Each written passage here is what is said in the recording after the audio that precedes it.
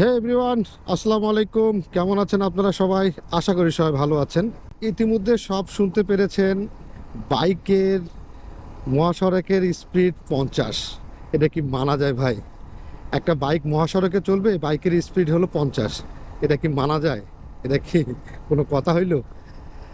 ভাই আপনারা সব হায়ার সিসি বাইক মার্কেটে লঞ্চ করতেছেন এবং মহাসড়কে বাইকের স্পিড লিমিট কমায় দিচ্ছেন। 50, 80 ছিল, তাও ঠিক ছিল। 50 এটা কি কেউ মানবে ভাই? বা মানার মতন? মহাসড়কে অটো চলতেছে, অটো রিক্সা চলতেছে, অটো ভ্যান চলতেছে, ওগুলো নিয়ে কারো মাথা ব্যথা নাই। তারা কোনো ভ্যাট ট্যাক্স কিছুই দেয় না, এগুলো নিয়ে তাদের কোনো মাথা ব্যথা নাই। যত মাথা ব্যথা বাইকারদেরকে নিয়ে। আচ্ছা, আমি প্রশ্ন রাখলাম, আপনারা কমেন্টে জানাবেন। আপনারা আমাকে, মহাসড়কে যদি আমি 50 কিলোমিটার স্পিডে বাইক রাইড করি, কেউ না কেউ আমাকে পিছন থেকে মেরে দিবে।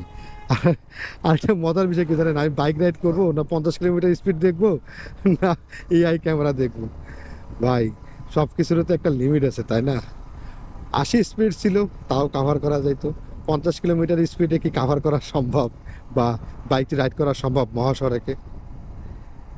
আমি যদি এখান থেকে ঢাকা যাই, আমি যদি নীলফামারী থেকে ঢাকা যাই, কতক্ষণ সময় লাগতে পারে বাইকে? আবার অনেক জ্ঞানী ব্যক্তি এসে বলবে যে ভাই, বাইক কেন, আপনারা তো বাসে বা ঢাকা যেতে পারেন। বাইক তো আমার রেজিস্ট্রেশন করা বাইক, তাই না ভাই? আমি বাইক নিয়ে বাংলাদেশের যে কোনো জায়গায় পারমিশন দিছে আমাকে বাংলাদেশ সরকার, আমি তো যাবই। আর মহাসড়কে বাইকের স্পিড 50, এটা ভাই হাস্যকর, এটা মেনে নেওয়ার মতো না।